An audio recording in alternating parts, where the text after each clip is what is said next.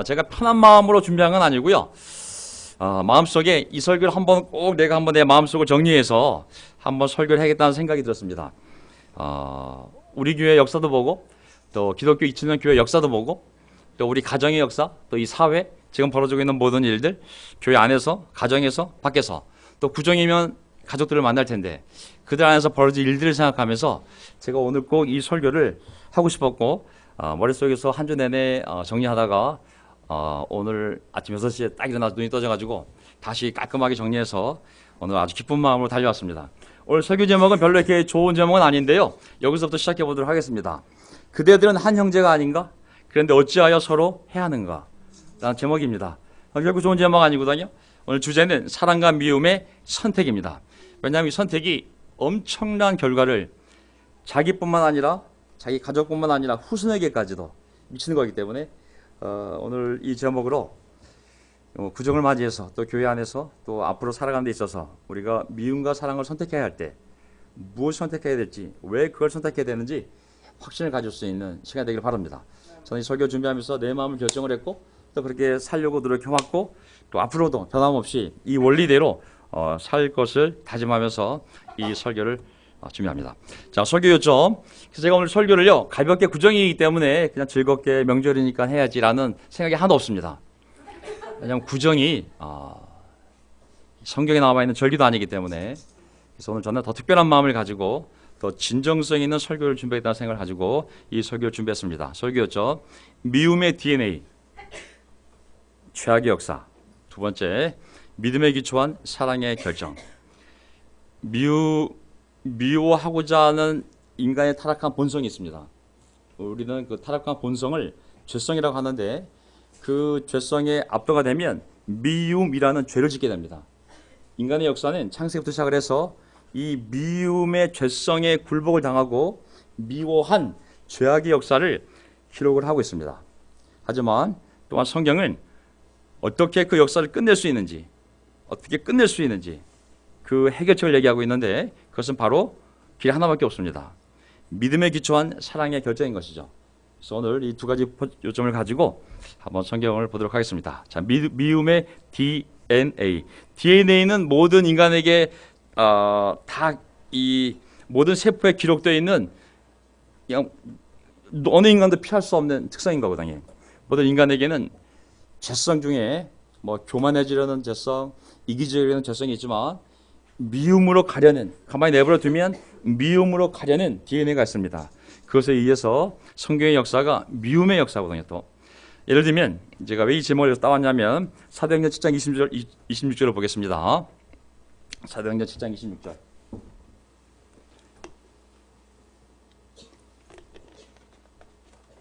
자, 이튿날 모세는 동족들끼리 서로 싸우는 자리에 나타나서 그들을 화해시키려고 하여 말하기를 이 사람들아 그대들은 한 형제가 아닌가 그런데 어찌하여 서로 해하는가. 이 내용은 아실 거예요. 구약시대. 자, 이제 구정이 되면 가족들이 모이는데 가장 가까운 관계들이 이 명절에 모입니다. 육체적으로는 고향에서 모이고 영적으로는 교회에서 모이게 됐습니다. 가장 가까운 사람들이. 많은 모임이 즐겁기도 하지만 또한 많은 모임이 미움으로 인해 많은 사람이 고통을 당합니다. 이 모세도 보면 깊은 안타까움이 있어요. 남의 나라에서 노예 생활도 서러운데 너희가 동족끼리 왜 서로를 끼치냐. 너무 안타까운 마음으로 모세가 말리거든요.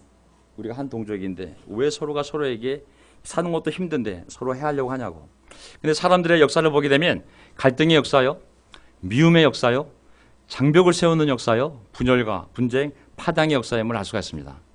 기독교 종교도 마찬가지입니다. 한 번은 카톨릭 교회 신학자들하고 개신교 중에 우리가 속해 있던 옛날에 그리스도교회 신학자들하고 공개 논쟁이 붙었어요. 그래서 어디가 정말 참된 교회인지 올바른 교리인지. 근데 그쪽 카톨릭 교회 신부와 그 신학자들이 그리스도회를 공격을 할 때 답변을 달라고. 그 질문이 뭐냐면 그리스도의 교회는 성경으로 돌아가 초대교회가 되어 하나가 되자고 세운 교회 아닙니까? 근데 여러분은 왜 갈라졌습니까? 모든 사람이 사랑하려고 하지만 현실적으로 보면 벌써 개신교, 구교, 또 개신교 안에서도 400개, 500개가 넘는 갈라져 있는 교판과 교단이 있거든요. 미움으로 향하는 인간의 죄성이 있습니다. 하나님은 인간의 죄성과 죄악을 사람이 어떻게 이겨내기를 원하시는가, 이거를 오늘 제가 나누고 싶은 거거든요. 또한 그 갈등의 관계 속에서 하나님께서는 무슨 계획을 우리에게 갖고 계시는가, 그리스도인들이라면, 예수님의 제자라면 어떻게 그런 미움과 미움에서 오는 고통과 갈등의 상황 속을 바라보고 어떻게 행동하시기를 원하시는가, 그 내용을 오늘 성경 역사를 통해서 한번 보고자 합니다. 자, 미움의 DNA, 죄악의 역사. 창세기 올라가면 창세기 처음부터 이 미움이 시작되거든요. 창세기 4장 8절부터 12절. 가인이 아벨에게 말하였다. 아담과 하와 첫째 아들, 둘째 아들이잖아요. 자, 우리 들러 나가자. 피크닉, 캠핑 가기 위하여. 말은 그렇게 했는지 모르겠어요. 하지만 그들이 들에 있을 때에 가인이 그의 아벨을 쳐 죽였다. 주인께서 가인에게 물으셨다. 너의 브라더, 동생 아벨이 어디에 있느냐? 그가 대답하였다. I don't know. 제가 아우를 지키는 사람입니까? 주님께서 말씀하셨다. 네가 무슨 일을 저질렀느냐? 너의 아우의 피가 땅에서 나에게 울부짖는다. 이제 네가 땅에서 저주를 받을 것이다. 땅이 그 입을 벌려서 너의 아우의 피를 너의 손에서 받아 마셨다.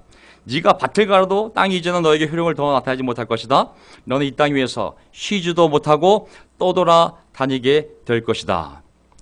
자, 형제 사이의 이 분란으로 인해서 살아남은 가인의 삶은 결과가 뭐냐면, 너는 이 땅 위에서 쉬지도 못하고 떠돌아 다니게 될 것이며, 그 미움으로 말미암아 그 미움을 옮겨서 살인한 대가로 네가 평생 땅에서 저주를 받을 거라고.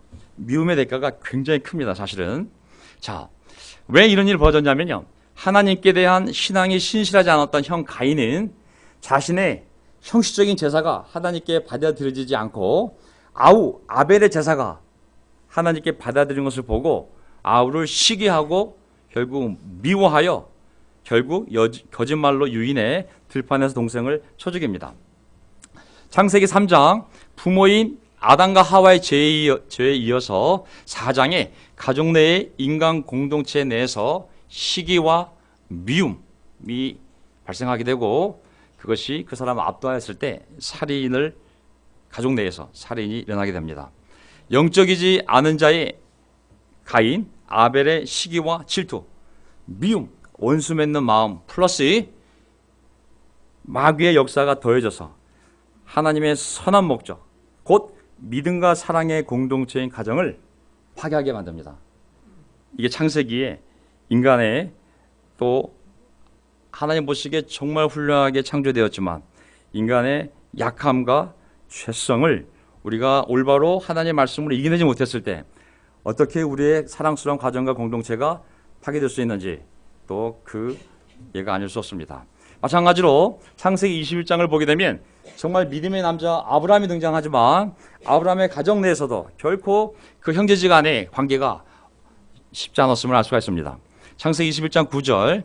그런데 사라가 보니 이집트 여인 하갈과 아브라함 사이에서 태어난 아들이, 이집트 여인 하갈과 아브라함 사이에서 태어난 아들 이름이 뭐죠? 이스마엘이잖아요.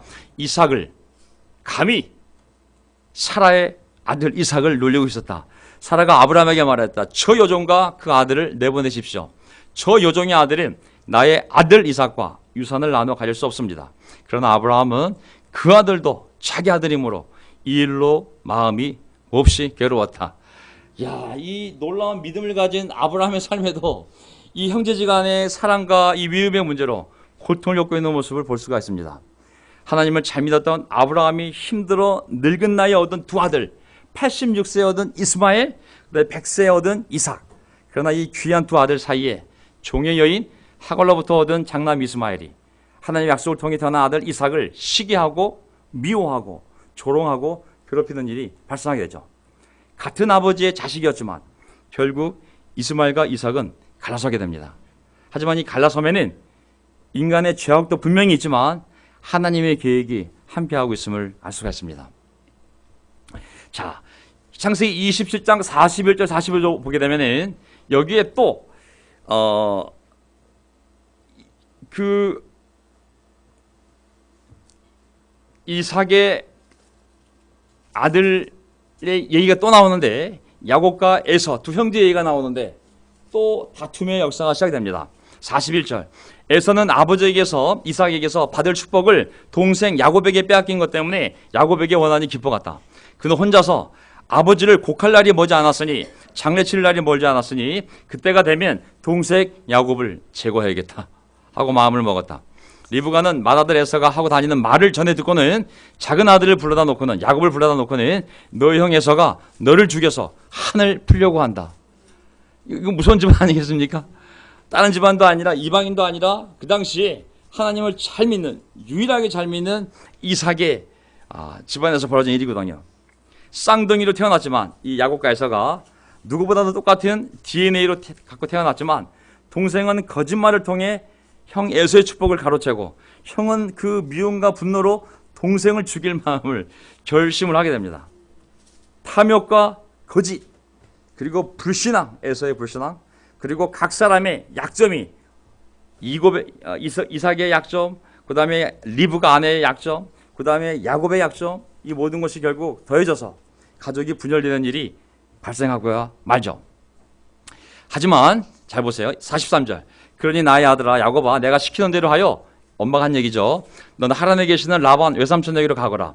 내 형의 분노가 풀릴 때까지 너는 얼마 동안 외삼촌 집에 머물러라. 너 형의 분노가 풀리고 네가 형에게 한 일을 너 형이 잊으면 거기를 떠나서 돌아오라고 정구를 보내마. 내가 어찌 하루에 자식들을 다 잃게 하느냐. 자, 동생은 이제 고향을 떠나 멀리 수백 킬로 떨어진 형이 쫓아올 수 없는 곳으로 삼촌의 집으로 가게 됩니다.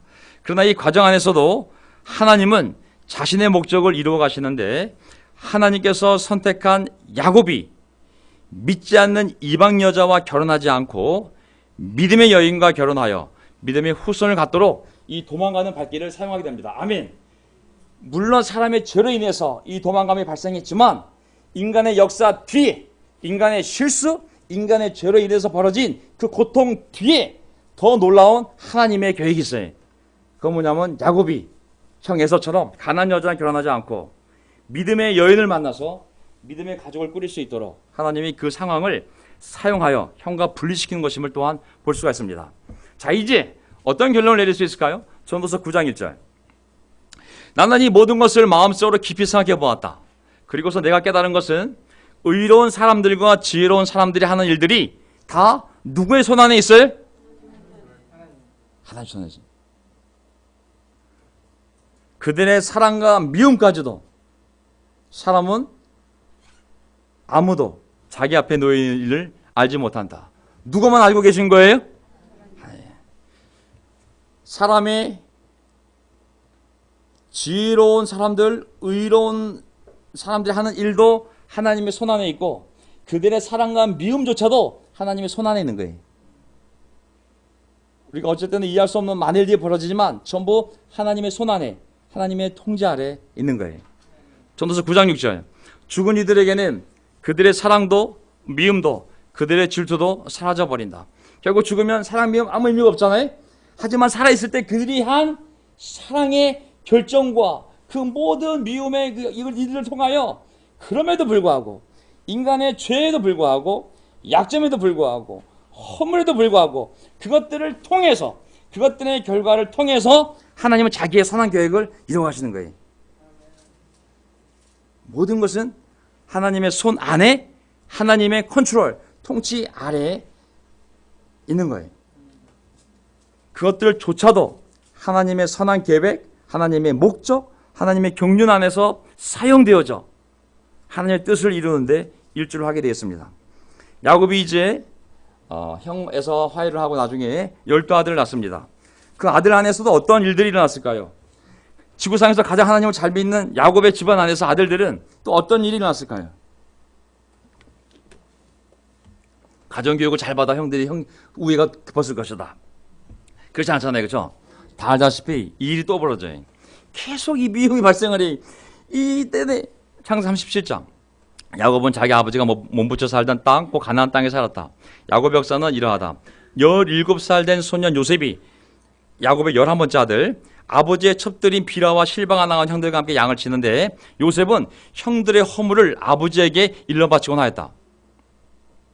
이스라엘은 늙음하게 야곱이죠. 요셉을 얻었으므로 11번째 아들, 다른 아들들보다 요셉을 더 사랑하여서 그에게 화려한 옷을 지어서 입혔다. 형들은 아버지가 그를 자기들보다 더 사랑하는 것을 보고서 다 보이지 않겠어요? 요셉을 미워하며 그에게 말 한마디도 다정스럽게 하는 법이 없었다.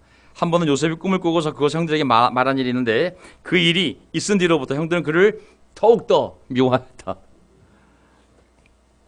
우리 딸들 마음속에도 아버지의 아들의 장남에 대한 편애 때문에 가슴에 깊은 웅어리가 진 정말 지금은 민법 3법이 발달돼서 재산을 n분의 1로 나눠주지만 옛날에는 살아생전에 장남에게 다 남겨주고 가시지 않습니까? 딸들이 말 한마디도 못하고 제사 그 집에서 지낸다고. 자, 어쨌든 우리 야곱께서 이 요셉을 편애함으로 말미암아 어떤 일이 벌어졌을까요? 하나님을 잘 믿는 야곱의 집안에 이미 그 아들들 사이에, 자녀들 사이에 미움, 시기, 질투와 원수 맺는 마음과 파단과 분열이 굳게 자리를 잡게 됩니다. 이유는 달라도 현상은 똑같이 나타나는데요. 아버지조차도 아들들을 다 똑같이 사랑할 수가 없었습니다. 편애가 발생했고 자녀들은 그것을 보고 느꼈고 미움이 아버지에게뿐만 아니라 서로에게도 발생했습니다. 편애의 원인을 성경은 설명하고 있지만 그것을 비난하지는 않습니다. 하지만 그것이 가족의 분열과 고통의 원인이 되었음을 읽는 독자들은 다 알 수가 있는 것이죠. 어떤 일이 벌어졌을까요? 그런데 그 형들은 멀리서 요셉을 알아보고서 요셉을 죽여버리려고 그가 나머지 10명 형들에게 가까이 오기 전에 음모를 꾸몄다. 그래서 미디안 상인들이 지나갈 때 형제들이 요셉을 구덩이에서 꺼내어 이스마엘 사람들에게 은 20냥에 팔았다. 그들은 그를 이집트로 데리고 갔다. 미움이 이제 어떻게까지 진행이 되냐면, 자, 인간적 관점에서 이제 그 미움을 봅니다. 자, 마음에서 뭘 느끼고 머리에서 보복을 계획하고 말과 발로 옮기는 데는 많은 시간이 걸리지 않습니다. 이 과정이 통제가 안 되는 사람을 우리는 분노 조절 장애라고 합니다. 느끼자마자 보복을 결정하고 바로 말과 발로 옮겨지는 사람, 저절로 우리는 분노 조절 장애라고 하죠. 자, 야곱은 12아들을 낳았는데 결국은 편애를 하게 되었고 한 명만 10명의 형은 11번째 동생을 시기, 질투, 미워하여 결국 죽이려고 하다가 이제 죽이까지 하지 말고 생각을 바꿔 다른 나라 상인에게 동생을 영원히 팔아버릴 계획을 세우게 됩니다. 그래서 결국 이집트에 다시는 지구상에 돌아오지 말라고 아버지에게 죽었다고 얘기하고 그 동생 하나를 영원히 제거해버립니다. 자, 하지만 이 믿음의 집안도 그 안에서 일어나는 사랑과 미움은 다 하나님의 손 안에 그분의 통치 아래 있는 것입니다. 야곱이 아들을 편애하는 그 사랑도 하나님의 손 안에 있고 형들이 그걸 보고 그 동생을 미워하는 증오심도 하나님의 손 안에 하나님의 통치 아래에 있는 것입니다. 하나님의 궁극적인 목적 아래에서 이 일들은 사랑과 미움의 일들은 인간들의 단순한 사랑과 미움의 이야기를 넘어서 이제 어떻게 전개가 되어질까요? 자, 물론 하나님께서 각 사람의 행위대로 최종적인 심판과 보상을 하시겠지만 우리가 영적인 가족, 육적인 가족이라는 공동체 안에서 겪는 미움을 포함한 부정적이고 고통스러운 일들에 대하여 다음과 같은 눈으로 바라보고 이해하고 우리가 해결해 나아가야 되는데 그 근본적인 영적인 원리를 제가 한번 정리해 봤습니다. 자, 이 원리를 잘 이해하시면 인간적으로는 이렇게 보여도 보이지 않지만 더 본질적인 하나님의 원리를 보면서 우리가 그것을 이겨내고 그리고 믿음으로 인내하고 나아가면 놀라운 하나님의 계획이 우리 삶의 교회에 이루어집니다. 아멘. 자, 미움에 의해서 또 편에 의해서 그러니까 우리에게 부당한 고통이 주어졌을 때 첫 번째 우리가 할 일은 뭐냐면 자신의 고통을 있는 그대로 인정하는 겁니다. 이게 바로 요셉이 형들 다시 만났을 때 형들한테 버림을 당하고 10수년간 노예로 종으로 그리고 감옥살이로 죽을 뻔을 당하다가 고통을 당했지만 결국은 성공해서 형들을 만났을 때 창세기 45장을 보면 요셉의 태도를 보면 알 수가 있습니다. 요셉은 북받치는 감정을 억누르지 못하고 그러지 않겠어요? 북받치는 감정 억누르지 못하고 자기의 모든 시종들 앞에서 그만 모두들 물러가라고 소리쳤다. 주위 사람들을 물러나게 하고 요셉은 드디어 자기가 누구인지를 형제들에게 밝히고 나서 한참 동안 울었다. 안 볼 때는 형들에 대한 미움 잊었다고 생각했어요. 결혼됐고 애도 낳고 난 잘 살고 있어. 과거 다 잊어버렸어요. 난 고통 없어. 아주 형들을 보는 순간 쫙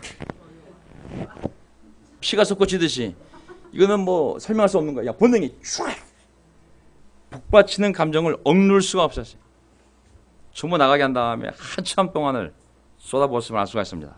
10수년간의 고통의 시간들이 한순간에 밀려왔을 것이다. 인간은 약한 존재이며 상처, 감정의 상함, 고통을 당할 수 있습니다. 그것은 억제할 수도 숨겨지지도 않습니다. 언젠가는 반드시 나타나고 표현될 것입니다. 그 상처의 마음이 말로든 행동으로든 이걸 막을 수는 없어요. 자신의 고통을 있는 그대로 우리가 인정을 해야 됩니다. 그것은 하나님이 바라는 것도 아니고 부정적인 것도 아니고, 그것은 하나님이 창조한 대로 자연스러운 겁니다. 두 번째, 과거의 일과 현재 상태를 객관적으로 또한 인정해야 됩니다. 내 감정도 고통도 인정해야 되지만 지금 상황을 또 객관적으로 잘 인정을 해야 됩니다. 뭐라 그러냐면, 형들 보고 나서 내가 형님들이 이집트로 팔아넘긴 그 아우입니다. 팔아넘긴 거 사실이라고. 팩트는 팩트다. 팩트 체크. 상처가 된 사실은 사실이 아니라고 말해서는 안 되는 거예요. 아, 괜찮아요. 아, 그럴 수도 있죠 뭐. 이게 아닌 거죠. 너희들이 팔아넘긴 아우 맞다고. 나 당신들이 팔아넘겨 고통을 당한 동생 요셉이라고. 사실의 인위적 왜곡과 부인은 건강하지 않습니다. 건강하지 않습니다. 예를 들면 요셉이 영적인 척하면서 난 여러분들의 동생도 아니고 너희는 내 형들도 아니야. 나는 팔아버린 거 기억도 안 나. 이거는 건강하게 하나님이 그 관계를 풀어가는 과정이 아닙니다. 인정해야 됩니다. 과거의 일과 현재 상태를 객관적으로 인정해야 됩니다. 세 번째, 그 다음에 하나님의 눈으로 이걸 바라봐야 됩니다. 이 과정이 없으면 모든 관계가 다 망가집니다. 자신도 망가지고 상대방도 망가뜨리게 되고 모든 공동체가 많아지게 됐어요. 가정이 되었든 교회가 되었든. 5절, 그러나 이제는 걱정하지 마십시오. 자책도 하지 마십시오. 형님들이 나를 이곳에 팔아넘기긴 하였습니다만 그것은 하나님이 형님들보다 앞서서 나를 여기에 보내셔서 우리의 목숨을 살려주시려고 그렇게 하신 것입니다. 아멘. 고통도 인정하고 그 사실도 전부 인정해. 너희들이 팔았고 난 고통을 당했고, 하지만 하나님의 눈으로 이것을 바라보지 않으면, 그 고통에서 머무르면 모든 관계는 아무리 심리학적인 성신 분석학적인 과정을 거쳐도 해결할 수가 없습니다. 뭐라고 그랬어요? 하나님이 형님들보다 앞서서 날 여기 보낸 거라고. 왜? 우리 목숨 살려주시려고. 보세요. 자, 하나님의 눈으로 바라본다는 것은 뭘 의미하는 건지 하나님의 눈으로 바라보기를 좀 분석해 보면 몇 가지 나눌 수가 있는데, 첫 번째, 하나님의 눈으로 본다는 건 뭐냐면 하나님의 주권 안에서 일어난 일임을 이해해야 되는 거예요. 이게 하나님의 주권 안에서 일어난 일이, 내가 고통을 당했고 너희 날 팔았어. 하지만 내가 하나님의 눈으로 보면 이 일조차도 하나님의 주권 안에서 일어난 일임을 이해해야 되는 거예요. 형들이 팔아넘긴 것이기도 하지만 영적으로 보면 하나님께서 날 먼저 보낸 거라고. 네가 판 게 아니라 하나님이 나를 먼저 보낸 거라고. 이게 본질인 거예요. 본질. 내가 본 현상은 실제적으로 더 들어가 보면 눈에 보이는 게 다가 아니라 영적으로 보면 이렇다는 거예요.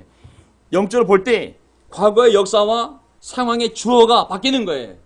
인간적으로 보면 저 사람이, 그 사람이, 내 부모가, 내 목사가. 하지만 영적으로 보게 되면 주어가 사람에서 하나님으로 바뀌게 되는 거예요. 내 삶에 고통을 준 것은 인간이지만 무한한 능력을 가지신 하나님의 주권 안에서 일어난 일이었다. 아시겠죠? 이것이 우리의 고통을 풀어나올 수 있는 첫걸음이 되는 것입니다. 두 번째, 하나님의 사랑 안에서 해석하기. 하나님의 눈으로 본다는 것은 뭐냐면 하나님의 사랑 안에서 일어난 일들을, 지금의 상황을 해석을 해내야 돼. 7절, 하나님이 나를 형님들보다 앞서서 보내신 것은 하나님의 주권 안에서 일어난 건데 내가 팔려온 것이 아니라 형들 때문에 온 것 같지만 더 본질적으로 보면 하나님의 눈으로 보면 하나님의 주권 안에서 일하는데 그 주권 안에서 무엇을 하나님이 하고 싶었냐면 하나님이 크나큰 구원을 베푸셔서 형님들의 목숨을 지켜주시려는 것이고 또 형님들의 자손을 이 세상에 살아남게 하시려는 것입니다. 잘 보세요. 하나님께서 그런 억울한 일을 허락하신 이유는 하나님이 몰랐고 하나님이 깜빡 잊었고 무능력하셨고 나에 대해서 무자비했기 때문이 아니라 철저히 다하셨고 전능하셨지만 하나님께서 놀라운 사랑 곧 우리 자신과 우리의 가족과 후손들을 구원하시기 위해서 여기까지 인도해 오셨다는 거예요. 형님들의 목숨과 형님들의 자손을 구원하시기 위하여. 왜? 사랑하니까. 우리 아버지 야곱을 사랑하니까. 우리 할아버지 아브라함을 사랑하시기 때문에 우리를 사랑하시려고 이러한 일을 허락하신 거라고. 더 멀리 바라보시고 하나님의 목적이 있다고. 세 번째, 하나님의 목적 안에서 해석을 해야 되는 겁니다. 목적은 뭐냐면 8절 하나님의 주권 안에서 하나님을 사랑하기 때문에 근데 무엇을 위해서? 목적. 그러면 실제로 나를 이리로 보낸 것은 형님들이 아니라 하나님이십니다. 하나님이 나를 이리로 보내셔서 바로의 아버지, 바로의 온 집안의 최고의 어른, 이집트 온 땅의 통치자, 바로의 아버지, 바로의 온 집안의 최고의 어른, 이집트 온 땅의 통치자로 세우려는 목적으로 하나님의 주권 안에서 하나님 우리를 사랑하시기 때문에 나를 여기에 보낸 거라고. 그게 본질이라고. 이해되셨죠? 혹시 문 좀 열 수 있어요? 안 더우세요? 저 뒤에 문 한번 예. 공기가 부족하면 우리가 머리가 아플 수가 있습니다.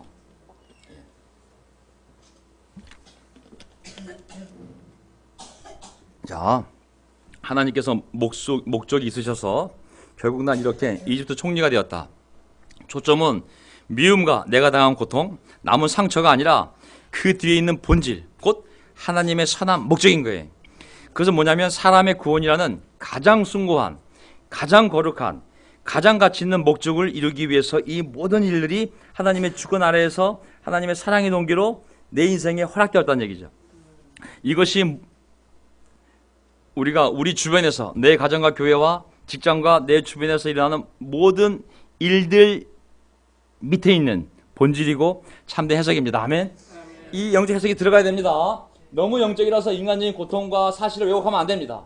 다 인정을 해야 됩니다. 하지만 너무 인간적이 돼서 영적을 보지 못하고 인간적인 분노와 미움의 살을 잡히게 되면 완전히 그 사람의 영혼이 무너지게 돼 있어요. 영적 해석까지 나가야 되는 거예요. 그러면 다 살 수가 있어요. 나뿐만 아니라 내 가족뿐만 아니라 내 후손까지. 왜?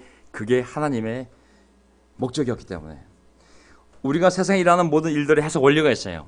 창세기 50장 20절입니다. 형님들은 나를 해치려고 하였지만 하나님은 오히려 그것을 선하게 바꾸셔서 오늘과 같이 수많은 사람의 생명을 구원하였습니다. 아멘. 이 원리를 절대 잊으면 안 됩니다. 우리가 해를 당할 수 있습니다. 직장에서 또 가정에서 여러 가지 공동체 안에서. 하지만 그 모든 일을 바라볼 때 그것이 사실일 수 있어요. 나도 고통을 당했고 그 사람의 의도로 고통을 당할 수도 있어요. 하지만 하나님은 존재하시기 때문에 하나님의 주권 안에서 하나님의 사랑 안에서 하나님의 목적 안에서 그래서 하나님이 싹 선하게 바꾸셔서 나를 구원하고 내 가족을 구원하고 내가 전할 많은 사람의 생명을 구원하시기 위해서 하나님이 오늘도 내 삶에 섭리로서 개입하고 있음을 기억하시기 바랍니다. 아멘. 아멘. 그 섭리 보이지 않는 하나님의 손을 항상 우리가 바라봐야 됩니다. 그래서 결정해야 되는 거예요. 믿음에 기초한 사랑의 결정을 그 믿음이 있는 사람은 그 믿음 때문에 사랑을 결정할 수가 있습니다. 갈라디아서 5장 19절 보세요. 그 가인과 아벨부터 시작해서 아브라함부터 시작을 해서 그 이삭과 야곱과 그 모든 요셉의 형제들 사이에 가장 영적인 집안, 지구상에 존재하는 하나님을 믿는 가장 영적인 집안이었지만 그 안에 벌어진 많은 일들을 보았을 때 갈라디아서 5장 19절 이 말씀을 보세요. 육체의 행실은 환히 드러난 것들입니다. 원수 맺음, 그 집안 안에 다툼, 이 계속 반복되잖아요. 시기, 서로 분내고 분쟁하고 분열, 파당, 질투, 이것이 지금 계속 반복되는 사건들이잖아요. 그렇죠? 가인과 아벨 사이에, 그리고 이삭과 이스마엘 사이에, 그 다음에 그 아들 야곱과 에서 사이에, 또 야곱의 12아들 사이에 계속 반복되잖아요. 경고가 있어요. 내가 전에도 여러분이 경고하였지만 이제 또다시 경고합니다. 이런 짓을 하는 사람들은 하나님의 나라를 상속받지 못할 것입니다. 하나님 그것을 사용하여 그리스도를 이 땅에 태어나게 한 과정으로 사용하셨지만 성경의 명령은 그 미움에 머물러 있으면 그것이 분명히 죄가 되고 그 죄는 얼마나 무섭냐면 결국은 경고하고 또 경고하지만 하나님 나라 못 들어간다는 것이 경고예요. 성경은 미움에 대하여 형제지간의 믿음에 대하여 분명히 그것이 죄임을 말하고 있습니다. 레위기 19장 17절 너희는 마음속으로 형제를 미워해서는 안 된다. 한 번 생길 수 있어요. 두 번 생길 수 있어요. 미움을 품으면 죄가 되는 거예요. 무서운 죄가 됩니다.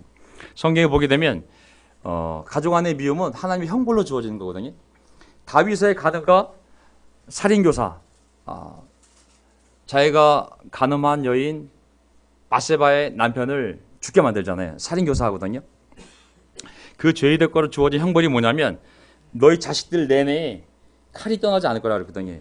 그 칼이 뭐냐면 미움과 살인인 거예요. 다윗의 아들들이 굉장히 많이 죽습니다. 그 미움 때문에. 그 미움에 인한 살인이 다윗의 집안 안에서 가장 영적인 시편을 그렇게 많이 작곡한 다윗의 집안 안에서. 사마 14장 15절 그렇게 욕을 보고 나니 암논은 갑자기 다말 배달은 여동생이죠. 몹시도 미워졌다. 이제 미워하는 마음이 기왕에 사랑하던 사랑보다 더하였다. 암논이 그에게 당장 일어나 나가라고 소리를 버럭 질렀다. 그러자 누구예요? 이 다말의 친오빠인 압살롬은 암논이 누이 다말에게 욕을 보인 일로 그가 미웠으므로 암논에게 옳다거나 그러단 말을 전혀 하지 않았다. 무슨 얘기예요? 미움이 있는데 전혀 표현하지 않았어요. 전혀. 하지만 때가 되었을 때 죽일 걸 결심하고 잔치를 만들고 다 죽입니다. 다윗의 아들이 다른 아들을, 그리고 그 아들이 자기 형들을. 미움, 생각보다 무서운 것입니다. 결국 본인도 죽음에 이르고 많은 사람을 죽게 만들고 공동체를 무너뜨린 거거든요. 아모스 1장 9절에서 12절을 보게 되면 암몬이 조상을 올라가게 되면 야곱, 이스라엘 족속과 에돔의 조상은 원래 한 형제였거든요. 아브람과 롯의 시작이니까. 근데 시간이 지나면서 알력이 생기면서 이 에돔이 이스라엘의 지배를 받게 되고 나중에는 그 민족적인 원한 때문에 이스라엘이 아시리아 다른 민족한테 멸망당할 때 에돔이 박수를 치며 너무 기뻐합니다. 도망쳐온 자들 다시 포로로 끌려가도록 다시 딱 보냅니다. 하나님 그걸 보고 뭐라 그러냐면 아모스 1장 9절 나 여호와가 선고한다. 에돔이 지은 서너 가지 죄를 내가 용서하지 않겠다. 그들이 칼을 들고서 자기 형제를 뒤쫓으며 형제 사이에 정마저 끊고서 늘 화를 내며 끊임없이 분노를 품고 있기 때문이다. 형제 사이에 정마저 끊고 늘 화를 내며 끊임없이 분노를 품고 있기 때문이다. 그러므로 내가 대만에 불을 보내겠다. 그 불이 요새를 삼킬 것이고 에돔은 망하게 됩니다. 그 망하는 결정적인 원인은 바로 이겁니다. 형제 사이에 정마저 끊고 늘 화를 내며 끊임없이 분노를 품고 있기 때문입니다. 나라가 망했습니다. 성경에 보면 결론 구절인데요. 오늘 성찬을 대신하기 때문에 제가 이 구절을 더 준비했습니다. 요한일서 2장 9절을 보게 되면 다툼에 의해서 오해가 생기고 그리고 순간적으로 미움이 생기는 것은 피할 수가 없습니다.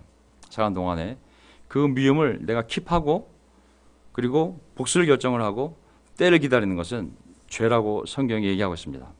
요한일서 2장 9절 빛 가운데 있다고 말하면서 자기 형제자매를 미워하는 사람은 아직도 어둠 속에 있습니다. 어둠 속에. 2장 11절 자기 형제자매를 미워하는 사람은 어둠 속에 있기 때문에 어둠 속을 걷고 있고 무엇보다도 자기가 어디를 가는지를 알지 못합니다.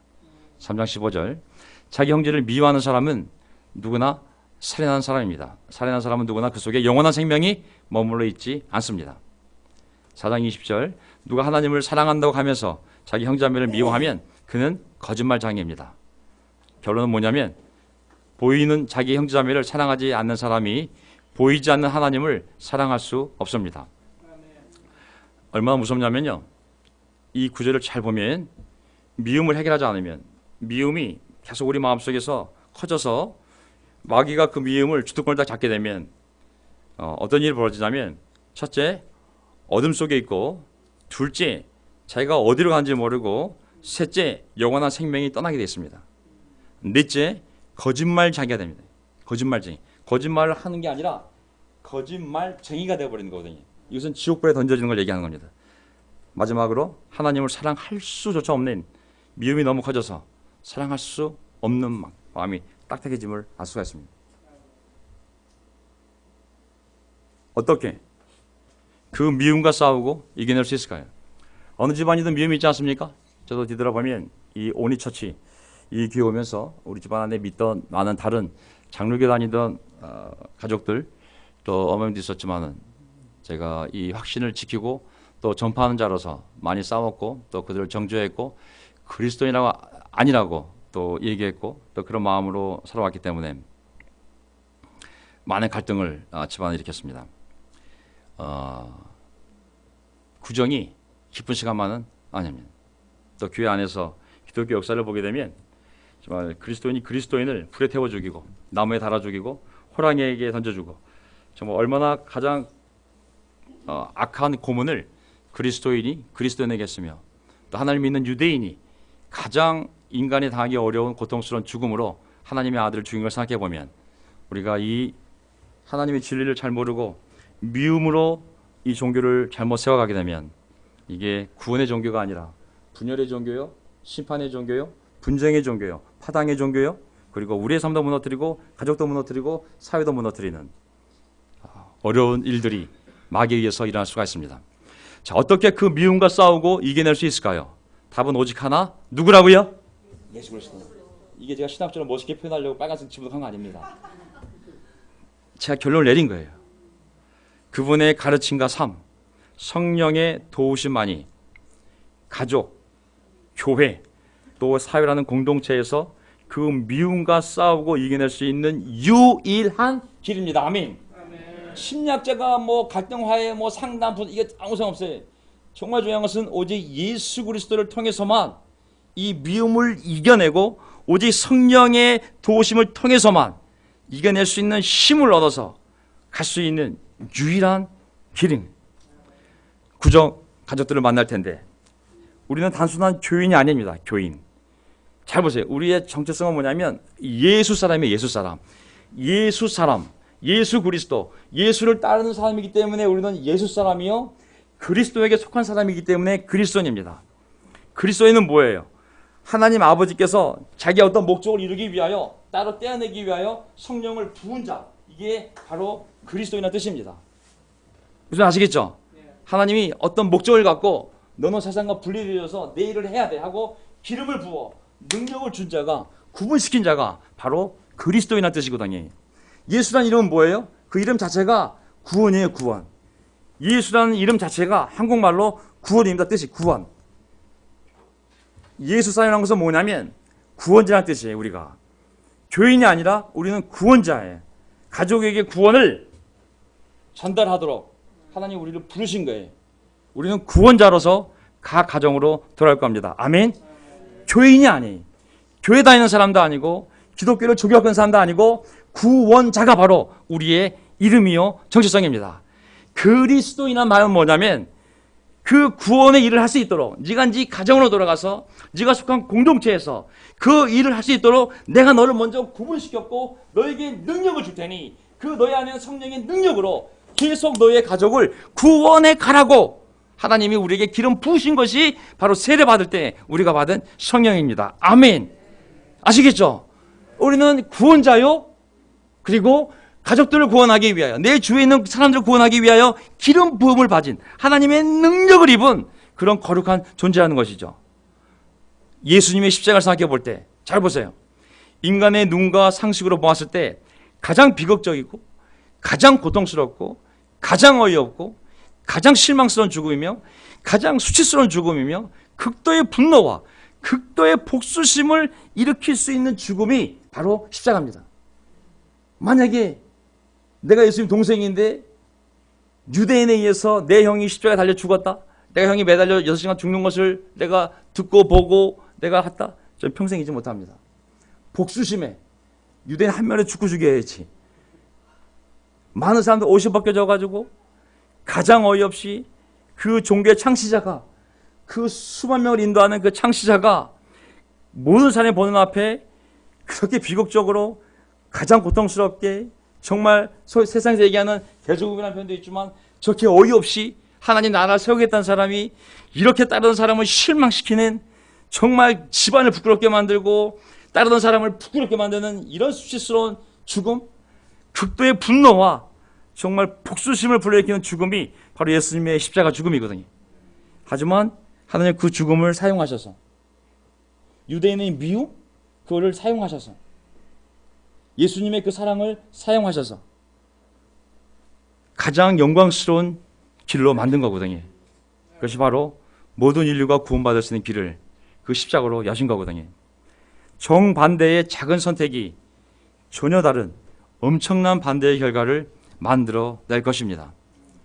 미움 안에 있을 것인지 아니면 바로 하나님에 대한 믿음에 근거한 사랑을 내 마음에 결심할 것인지 저는 이 구정을 맞이해서 또 가족들을 만나 행복하기도 하겠지만 또 마음속에 우리의 마음을 무겁게 하는 사람들이 있다면 아주 작은 결정이 엄청난 결과를 우리 삶과 우리의 가족과 그리고 우리 후손들에게 불러일으킬 겁니다. 계속 미워할 건지 아니면 이 믿음을 갖고 내가 사랑을 결심할 것인지 오늘 성찬을 나누면서 함께 결정해 바라겠습니다.